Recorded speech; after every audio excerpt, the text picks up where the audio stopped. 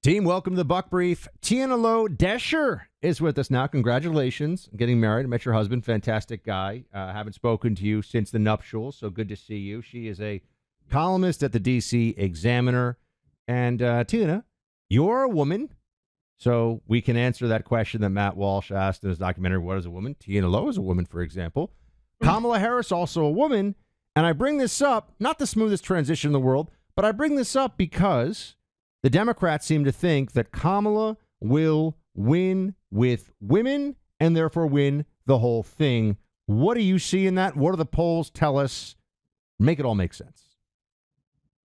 So any generic Democrat against Trump is going to perform well with women. Historically speaking, Trump loses women, Democrats gain them. Kamala Harris specifically is a woman, and she's a younger woman at that. Even though she's turning 60, that counts as young in politics because we've been dealing with octogenarians with strokes and heart attacks. But the thing is, her margin with women is not overcompensating for the fact, Buck, she's running so far behind what Biden performed in 2020 with both black voters and young voters, right? You would think her being black, her being Asian, her being young would mean something when it comes to these polls. But poll after poll is showing Trump getting close to about 20% of the black vote by some estimation, including in those five-way races where you include an RFKJ and all of that. 20% would mark the single best Republican performance with black voters since Nixon in 1960. With young voters, it's also, Trump only got, I think, 35% of voters under 30 in 2020. And now you see him polling where, Morning Consult poll just came out. Kamala Harris, like 47% with voters 18 to 34. Trump was like 43%. So even if, let's say, Kamala Harris decides to quadruple down on the Democrats' only winning issue, abortion. Let's say they continue to lie and say that Trump is going to be Handmaid's Tale dictator, Project 2025, even though he's not responsible for that at all. And as you and I know, as like pro-lifers, Trump's much more moderate than really most of the party establishment on that issue. Even if she maximizes that female turnout, including with non-white women, including with, non-college educated women, I think that closing of the racial gap might just be too much to compensate, because that's been the Democratic bread and butter for 40, 50 years. You can't get rid of, if the Hispanic vote is now a 50-50 draw, that's, likely a Trump win. If you were talking Trump getting in the double digits with black voters, not even 20%, let's say he performed with black voters overall the same way he performed with black men in 2020, 12%. That destroys the Democratic coalition for a generation. Yeah. Well, Clay and I have a bet over this, by the way. He thinks that the black vote will be, for a black male vote will be 25% for Trump. And I told him, I think that's high, but I'd love to see it. I like where his head's at. Kamala on the issues, I think everyone who's on the right knows you're going to go after her on saying that she would ban fracking. In some ways, that actually may be the craziest thing that she has said to me, just because it is so objectively insane. If there were a federal ban on fracking, you would overnight eliminate 60% of U.S. oil production. 60. That would not just make the price of gas and everything else, by the way, go up. It would cause a depression. The economic ramification, and the fact that she says this and thinks that it's smart is because she knows nothing about fossil fuels, the economy, energy industry, anything.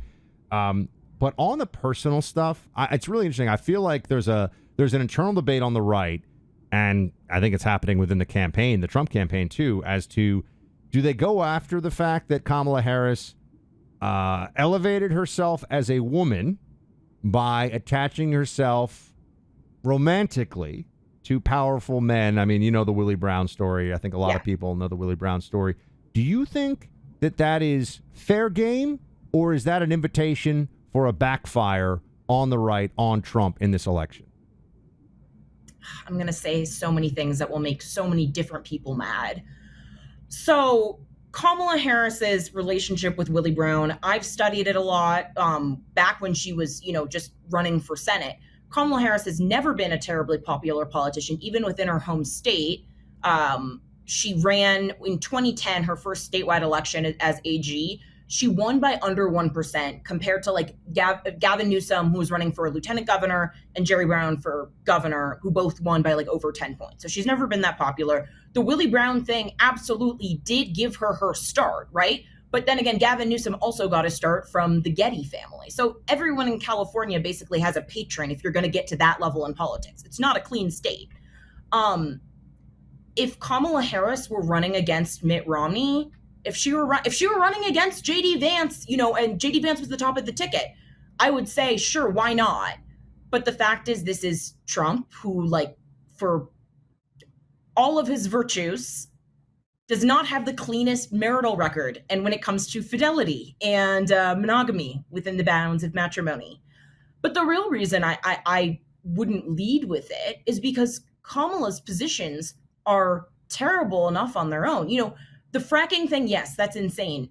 It's like, but literally off the top of my head, the fifth most insane thing she said. More insane than that is she said that she'd be willing to ban all private health insurance. She was an original co-sponsor of the Green New Deal that would not just ban fracking, but also nationalize the entire energy industry and the entire health sector. So that's like 30% of the US economy. Let's see, the Kavanaugh conspiracy theories that she pushed, which to this day, she never explained half of her line of questioning. And yet, like, that's how she went viral. Okay, so that's just three off the top of my head. There's no reason to go after her. If you want to point out, this is someone that is not electable. This is someone who was never, if you can't be popular in the indigo blue state of California, and GovTrack showed that she had a more liberal left-wing voting record than Bernie Sanders when she was in the Senate. This is not someone that, you and I talk to Republican elected officials, and sometimes they won't go on the record with it, but they'll say for this entire presidency, if they wanted to get anything done, historically, the vice president's job is to jockey those Senate votes. They are the president of the Senate. And also, historically speaking, they get pulled from Congress. Even Mike Pence was great at whipping votes. Joe Biden, that's part of the reason why he was picked for Barack Obama. That's why everyone would call, Barack Obama Professor Obama. Joe Biden would go whip the votes and get the bill done. Kamala Harris can't do any of that because she doesn't have that bone in her body to try and work with Republicans. She like her boss is very much a weather vane, is very much, girls taking more positions than the Kama Sutra. So, the Willie Brown stuff, it's more a corruption question than a sexual morality question, right? The defense Willie Brown has always made is he and his wife were separated at the time. Who doesn't get their girlfriend, a BMW and a $120,000 government stipend to be on a board? This is just normal stuff, right? But it's really a corruption question. That's what matters. We're going to come back here, and I want you to answer, or not answer, but dive into something else for me. Gavin Newsom, you're a Californian, for those who don't know. Tiana and I go back some years, so I know that she grew up in the Golden State. And you were in the Bay Area, too, right? Not even like the southern part of the state, which to me is less insane. Aren't you? No. I was Orange County. Oh, okay. Orange County, Los Angeles. Okay. Yeah, that's my favorite part of the state. But the rest of California, all of California, I think, has some issues. Gavin Newsom is now going to have to order the encampments, the homeless encampments, or whatever, the vagrant tent things to be cleaned. We're going to get into that in 1 second. But, first up, from our sponsor, Birch Gold, I want to tell you, if you had $1 million in 2009, today it would be worth less than $700,000. That's the effect that out-of-control government spending has on the dollars you put in a bank account. We're almost at $35 trillion in debt. That seems like a lot of money to me. They're debasing the dollars that you have. What can you do about this? Well, gold has withstood economic downturns, including inflation, for thousands of years. And the company that I help to trust you diversify into gold is the Birch Gold Group. For over 20 years, Birch Gold has helped concerned Americans convert an existing IRA or 401k into a tax-sheltered IRA in physical gold. The best part, it doesn't cost you a penny out of pocket. A-plus rating from the Better Business Bureau. Tens of thousands of happy customers. You can trust Birch Gold, too. Learn more. Text the word BUCK to 989898. Get a free, no-obligation info kit on gold. That's BUCK to 989898. Protect your hard-earned savings today. So Gavin Newsom has to order the cleanup of the encampments. Shouldn't this be a good thing? Like, why aren't all Democrats celebrating? They like living next to homeless insanity in California? It's not a good thing. Reality is just slapping them in the face. That's the first item that's making me think that he wants to be Kamala Harris's VP, which she would never do, because how does Newsom encourage, the Rust Belt vote or the Sun Belt vote? But it's a sign that there's someone that maybe has confidence in the electoral future of the Democratic Party. Look, Buck, my theory, when they got Biden out and immediately endorsed Harris, my initial theory was she's going to be the fall guy. Gretchen Whitmer, any of these guys that have a future in potentially 2028, they would rather have Harris lose to Trump. Trump's a one-term lame duck anyway, and then try and get the easier race of 2028. But the fact that you have someone as radically left as Newsom, because again, Newsom is not a moderate. Newsom is incredibly left-wing. I was just looking at the numbers today. The California bill that basically banned gig workers, banned Uber drivers, and forces them to be reclassified as W-2 employees, it led to something like almost 10% decrease in overall employment in the industries that it regulated, right? Truckers, translators, screenwriters for hire. And so that Newsom's backtracking on that record and cleaning up the encampments. It's like the same thing as when the military starts cutting ads with masculine, manly white men after, years of the rainbow flag and women and, Charlize Theron's. They realize they're losing. They're all racing to have some sort of a Sister Soldier moment. And really the solution for Democrats, at least they could try and do it, would be pluck a Josh Shapiro as a running mate for Harris. But I genuinely think the party is probably institutionally too anti-Semitic to do it. I hope I'm wrong, but I did think it was interesting that Democrats immediately really came forward, it seemed to me, to say, well, hold on a second on that whole Josh Shapiro thing. Maybe our base won't go for that. Right? It's like, well, what are you saying there, Democrats? That felt like saying the quiet part out loud a little bit. I know it's not. There are a lot of Jews who vote Democrat, obviously. I think a majority, again, in this election will end up voting Democrat. I have no illusions about that. But there's that squad, left-wing portion of the Democrat base. There's a lot of anti-Semitism. So much so that I think that they worry about having an Orthodox Jewish vice president.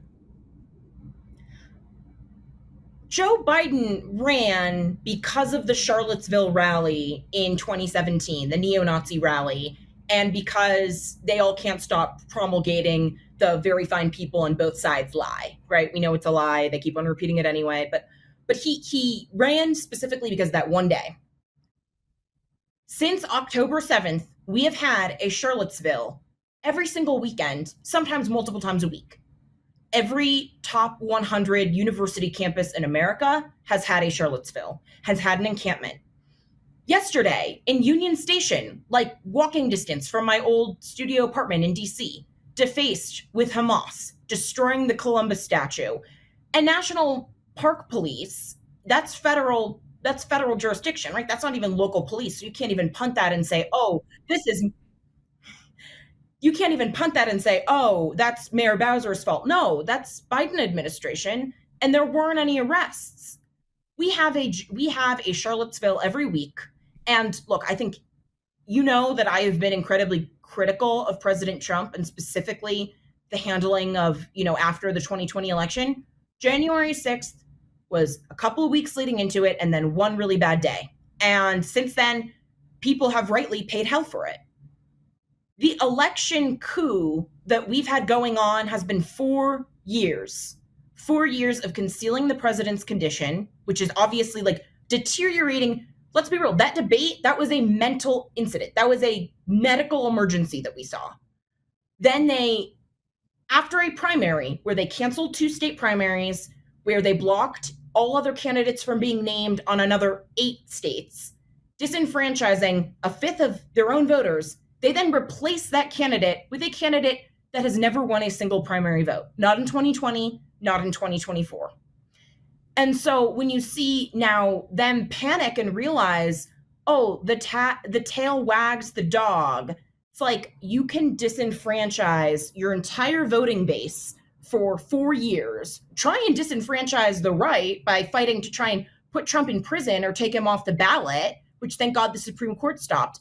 But you can't stand up to the base and condemn the anti-Semitism. You can't stand up to the base and risk appointing a Jewish man as your running mate. I would, at that rate, it's just complicity in the anti-Semitism. And look, we all know on the right, we also have fringe alt-right figures that I think that are not platformed in the same way that you have Rashida Tlaib. I was going to say, you don't have Republican members of Congress who Republicans are like, hey, look, that guy, that Republican congressman may be a huge anti-Semite, but like he's got some other good ideas like that. The left, that is real. That is a real thing. We'll come back here and close out with Tiana in a second. But, a good friend of mine is Porter Stansberry. I've known him for a decade. He founded an incredible financial research company. It's very successful, went public, does hundreds of millions of revenue a year. But Porter pays himself $1. He's the chairman. He's the CEO. Pays himself $1. Why does he do that? Well, he thinks that you should know about it because it has to do with what he calls a secret currency that he believes you could benefit from as well. Porter says that this is a way that a lot of people are making a ton of money, and it's the way that you should learn how to get paid too. It's not crypto. It's not gold. Trust me when I tell you, you want to check out Porter's latest detailed presentation. Go to secretcurrency2024.com. He details how to protect and grow your wealth in the years to come using America's new money. I don't think you'll see this talked about this way anywhere else. Go check out brilliant economist Porter Stansberry's take on how you should get paid. Secretcurrency2024.com is the website. Tina, you know what? This will be fun because we can either pretend like this never happened or we can have you back and say you're a genius.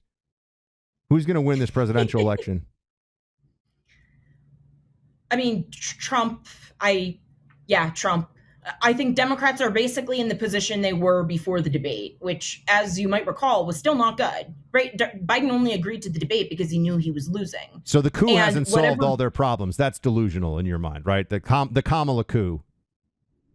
It's the case for Trump isn't about Trump, and the case for Kamala, or the case against Kamala, isn't about her as a person. It is the fact that prices are up 20% since the start of the Biden-Harris administration, that real average weekly wages are down 5%, that we've had 10 million people cross the border for border crossings that have about quadrupled on average. And it's the fact that the entire world's on fire. For whatever Trump said bad things, but we all know the world was a lot more stable when he was in office. Tiana Lowe, everybody. DC Examiner. Go read her latest columns. Follow her on Twitter. It's spelled Tiana. I'm like the only person who pronounces her name correctly. I'm just saying. It's true. I am like the only one. And I was an early supporter. Look how great she is with the analysis and everything else. Before everybody knew, I was like, Tiana Lowe, she's gonna be great. She's probably gonna be amazing. And now she's married to a fantastic guy, writing her columns, doing the TV, doing the wonderful things. I am so happy to see all of your success. And let's talk again soon. Come back on the podcast soon. Yes, it's been far too long. And thank you so much, Buck. Give the Hubs my regards. Good to see you.